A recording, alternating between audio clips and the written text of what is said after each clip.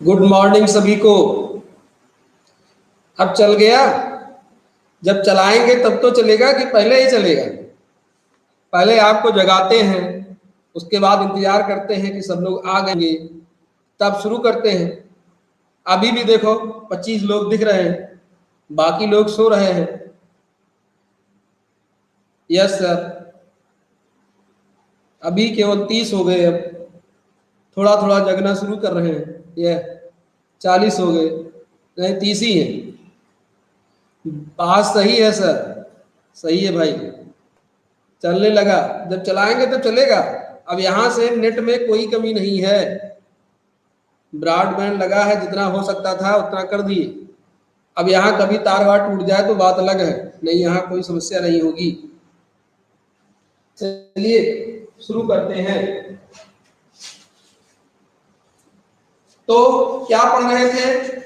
Non aqueous solvent में liquid sulphur dioxide, non aqueous solvent में पढ़ रहे थे लिक्विड सल्फर डाइऑक्साइड, यही चल रहा था लिक्विड सल्फर डाइऑक्साइड। और इसमें हमने थोड़ा सा इंट्रो में शायद एक आध लाइन लिखा दिया था,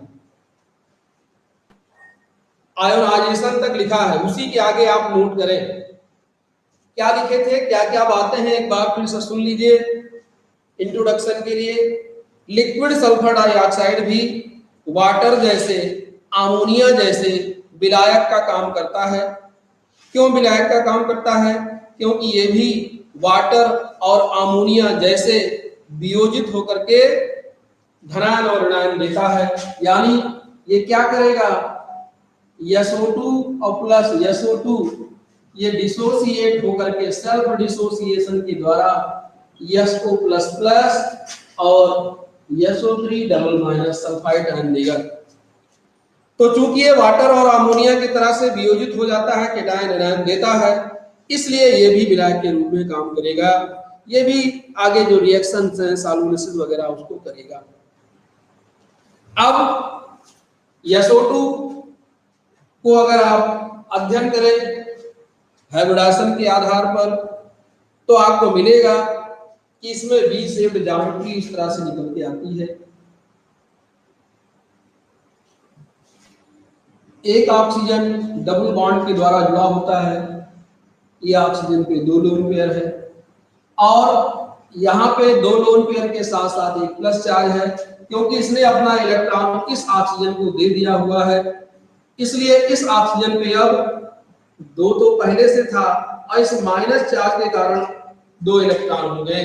तो 2 4 6 और 2 8, 2 4 6 8 इस तरह से। लेकिन अब इसमें चूंकि दोनों ऑक्सीजन हैं, तो आप जानते हैं कि जहां पे स्ट्रक्चर में सिमेट्री हो, दोनों तरफ सल्फर ऑक्सीजन से जुड़ा है, तो इसलिए इसमें रेजोनेंस स्थापित हो जाएगा, और इसका जो दूसरा स्ट्रक्चर बनेगा वो उसी का उल्टा बन जाएगा। यानी ये हो जाएगा एक लोन पेयर प्लस चार्ज, और इस बार डबल बॉन्ड इधर हो जाएगा। तो इसके 2 रेजोनेंस स्ट्रक्चर बनते हैं, इस तरह आएगा। आप जानते हैं सल्फर के वैलेंस शेल में कुल कितने इलेक्ट्रॉन है? 6। तो आपके पास जो हाइब्रिडाइजेशन निकालने का फार्मूला दिया गया है, उसके आधार पर अगर इसका संकरण निकालें तो क्या आएगा? अगर इसका संकरण निकाला जाए तो उस आधार पर संकरण क्या निकल के आएगा? जवाब दीजिए। और इस तरह से इसका जो रेजोनेंस हाइब्रिड का स्ट्रक्चर बनेगा, दिख रहा है, ज्यादा इधर हो गया, वो सल्फर ऑक्सीजन नहीं दिख रहा। इसके आगे का स्ट्रक्चर नीचे लिखते हैं। इसका जो रेजोनेंस हाइब्रिड बनेगा, sulphur oxygen oxygen, pi bond का डीलोकलाइजेशन, पार्शियल माइनस, ये दोनों तरफ वितरण हो जाएगा, और इसके प्लस नहीं है। इसका जो बॉन्ड एंगल है, बॉन्ड लेंथ है 1.49 pm, इसका भी वही 1.49 pm, और जो बॉन्ड एंगल है 119.5 119.5 अंश। ये resonance structure first, resonance structure second, और ये है रिजोनेंस हाइब्रिड, रिजोनेंस हाइब्रिड, और ये है रिजोनेंस स्ट्रक्चर। तो इतनी बातें हैं। हाँ सही है, sp3 होगा। sp3 के होने के साथ साथ इसमें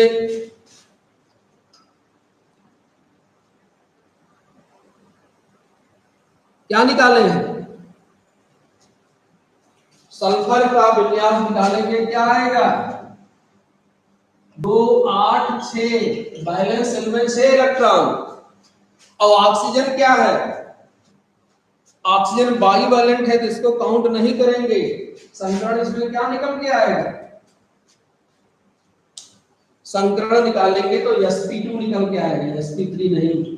क्या निकलेगा, sp2 निकलेगा। अरे हम दिखाएं क्या, लिखवा दें कि समझ में आया। हाँ sp2 होगा।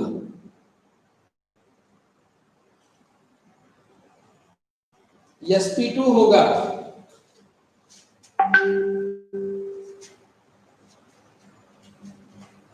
क्या लिखे हैं, हाँ सही, सूरज कुमार प्रजापति, ये क्या लिखे हो भैया,